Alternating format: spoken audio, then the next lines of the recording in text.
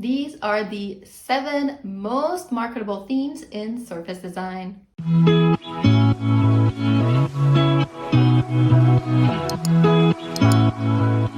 Hello everyone! Welcome to Art Business with Ness. I'm Ness and I'm a professional surface designer. I'm doing really well right now in my career, but it wasn't always like that. When I first switched to this market, I was so excited and I wanted to make cute patterns about everything. Some of my ideas were tigers, sushi, bread. And to this day, I still think these designs are awesome, but they just weren't very marketable.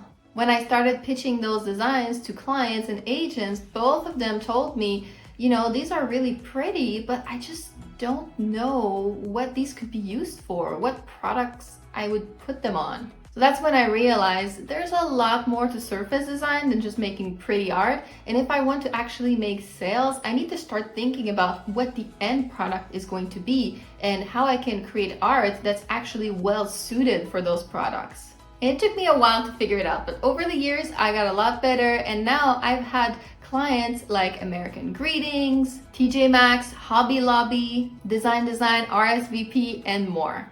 So in this video, I will share with you my top 7 most marketable themes for surface design. And this isn't like a checklist or anything. You don't have to have every single one of those in your portfolio. There might be some that are not a great fit for your style, for your market, but it's just a list of things that sell in general. You can pick and choose which ones you would like to put in your portfolio. So without any further ado, let's get started. But if you're new here and you'd like to see more videos like this, then don't forget to subscribe to this channel and hit the little bell. The bell sends you notifications every time I upload a new video. This way you're sure that you won't miss any of the advice. All right, so theme number 1 is Christmas and holidays.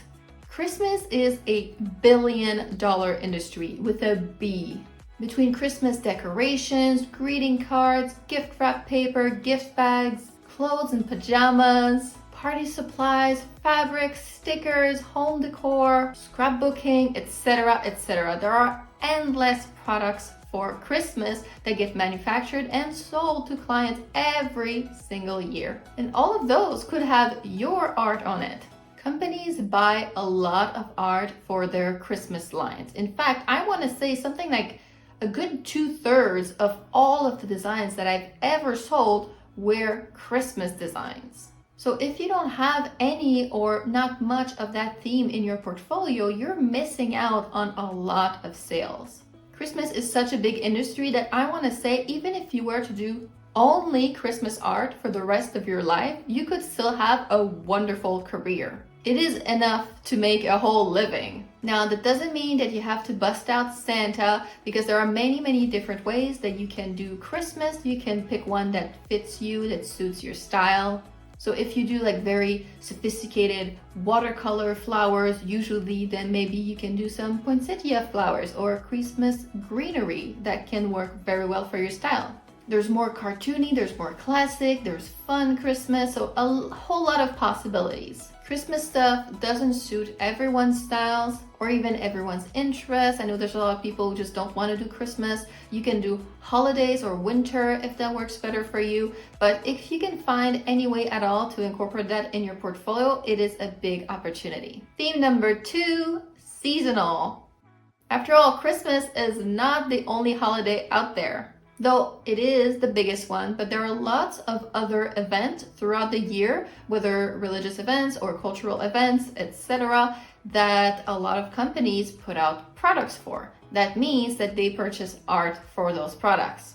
Just a few examples of seasonal events or holidays would be Halloween, Easter, Lunar New Year, 4th of July if you're in America, etc. Now, of course, you don't have to draw something for every single holiday. You can pick and choose because there are so many of them. But sometimes adding a new theme that you've never done before can really help freshen up your portfolio a little bit and make things more fun. If it's the 6th Christmas collection that you've done in a row, maybe you need something new. So it could be fun to do some Easter bunnies for a while or some Halloween ghosts. I personally love designing Halloween stuff. I need to do more of that because it really is very fun.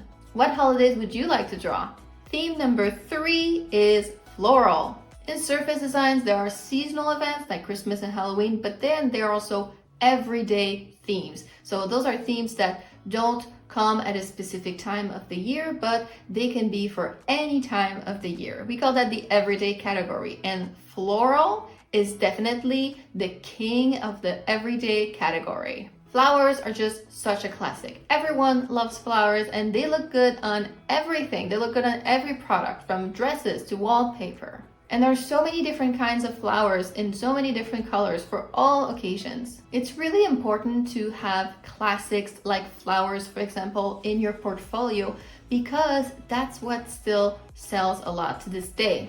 I often hear companies say, oh, we're looking for something new and fresh and unique and different. But those same companies always end up buying the very classic red and green Christmas stuff and the very classic roses and tulips and all the flower things. They know this is what's guaranteed to sell. It has mass appeal. So most companies buy a lot of this stuff, no matter how they say that they're looking for the new trends. Their wallet speaks louder, and their wallet says, we like classic. So add some florals to your portfolio always makes a great addition, and they're really nice and relaxing to draw too. Theme number 4, birthdays. Birthdays are another really big market for products like greeting cards, party supplies, gift wrap and gift bags, decorations, etc. I've realized over the years, when I'm looking for a marketable theme or idea, what I really have to look out for is things that people actually buy. So think about what you buy, what people around you buy. Because when you find what people buy, you find what art directors buy. So the two main criteria is you find a theme that a good amount of people are interested in and that can be used on multiple different products. So birthdays is a great example of that. Every single year, most people have to buy stuff for birthdays at least 2, 3, 4, 5 times. And they might buy cards or decorations or party supplies for those events. And birthdays is also a really fun theme to draw for. There's many different ideas: cakes, balloons, cupcakes, candles, gifts, etc. Those all make great designs, and you can try out a lot of different colors too. I have 3 more themes to tell you about, but before we get into that, I'm really curious, do you have some of these themes in your portfolio right now? If yes, tell me which ones, and if no, tell me which ones you would like to try out to add to your current portfolio to make it better. Moving on to theme number 5, juvenile. What we call the juvenile market in surface design is everything that has to do with children from around 0 to 12 years old. So it's a huge category.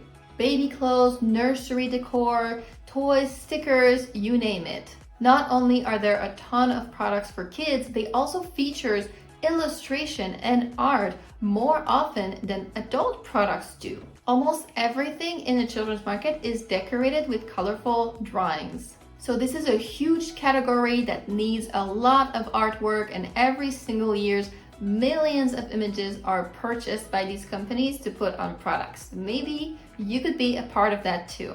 Now, making designs for kids doesn't suit every single artist because those designs have to be very cute, very colorful to fit the children's market. So if your designs are a lot more adult and sophisticated, it might not be a great fit.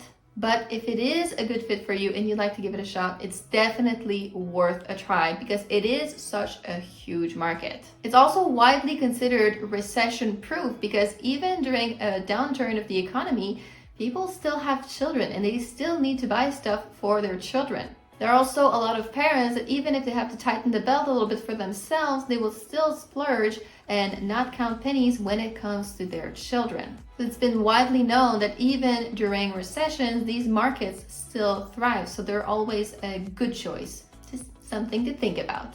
Number 6 is hand lettering. It's not just drawing and illustration that's popular on products. Lettering is also very popular. You will find lettering on wall art, greeting cards, notebooks, mugs, couch cushions, you name it. But when I say lettering, I don't just mean slapping a font on something, because if it's just that, companies can do it themselves. They don't need to buy your art for that. I'm talking about hand lettering and calligraphy, something that looks a lot more artistic and handmade. They do need an artist for that because they can't have it done in-house. And they do buy a lot of it. However, lettering is deceptively hard to do. It seems simple. I mean, we write every day, but hand lettering is quite different. There are some principles in it, there are some rules, and you have to really draw your letters and craft your letters so it's very beautiful. It uses a completely different part of the brain than just straight writing does. But once you learn these rules, it's actually fairly simple to do and it can be really, really fun. This is a new skill that I added to my roster of skills last year. I took some classes and now I absolutely love doing lettering. And I have sold myself a lot of designs that are lettering based or have some lettering on them. I did have to take some classes because at first, I thought I was getting away with it. I was like, I'm not the best at it, but I can do it. But then all the clients and agents told me, your lettering is not that good. If my art was like a 9 out of 10, but then my lettering was a 2 out of 10. It just wasn't keeping up. It's after I really learned lettering and after I added some better lettering to my portfolio that I was finally able to score an agent. That's how important it is. So if you've never paid great attention to lettering before, it's time to start. It is such an important skill. And lastly, theme number 7, geometric. When you work in collections, which I highly recommend, by the way, it's so much better. But in a collection of several designs, let's say 4, 5, 6, 7, 12 designs, not all of these can be super complicated, illustrative, with full of details. It would just be too much, too overwhelming. You need these more simple patterns that give you a sort of breather. So it's not too busy, right? We call those patterns coordinates, or if they're even simpler, blenders. And companies do buy a lot of those because they sometimes need something more simple depending on, the product. They will often use multiple different pieces of artwork on a single product. They might need something simpler for some parts to give it a little bit of breathing room. It can't be too busy all the time. We need those simple stripes, polka dots, and geometric designs. In the industry, we call them geos, and it can be anything from, abstract, geometric, dots, little doodles, little squiggles. These are always the simplest patterns to make. Sometimes they take me like 15 minutes and I still sell a lot of them, sometimes for big sums too. The complex patterns are really impressive. They stand out. You look at them, you're like, wow. But on actual products, they are often too overpowering and companies often need something just a little bit more simple. I recently sold a pattern that was just shiny dots for $800 and it only took me like 15 minutes to make. It was so worth it. I'm so happy with that sale. So I highly recommend adding those more simple abstract geometric designs to your portfolio. They're a great addition that can really give you a lot of bang for your buck. So there we go. These were just 7 ideas, but there's actually so much more to a successful portfolio in surface design. Way too much to cover in just one little YouTube video, so I decided to put all of my knowledge of the last several years, everything that I've learned from working with clients, from my agent, I put it all into a brand new mini course for you, and it's called Marketable Art for Surface Design. This course is one of my best yet. It has so much value. In just 10-day course, you will learn the best formats and presentations, how to work in collections, and exactly how to create a successful collection step by step from scratch. How to never run out of ideas for new designs, how to find and forecast new trends, and more. Basically, this little course has everything you need to know to be successful in surface design. And since the course is brand new, it just came out, I'm offering a special early bird price right now. For 1 week only, you can sign up for just $37 instead of the regular price, which will be $57. This week only, I'm also throwing in a special talk on pricing for licensing. Pricing your art can be really complicated, especially if you're just getting started. So this is a great talk that covers all of the basics. So if you're an artist who's interested in trying out surface design, Or if you're already in the surface design market, but you haven't had a lot of luck so far selling your art, then this is just the course for you. And it's the perfect opportunity to jump in while the price is so low. The early bird discount is only until Sunday, June 9th, so hurry up so you don't miss it. But that's it for me today. Thank you so much for watching this video. I hope that you enjoyed it. And if you did, then don't forget to like, comment, and subscribe to help our small channel grow. Thank you for being here. I appreciate you, and I will see you in my next video. Bye bye.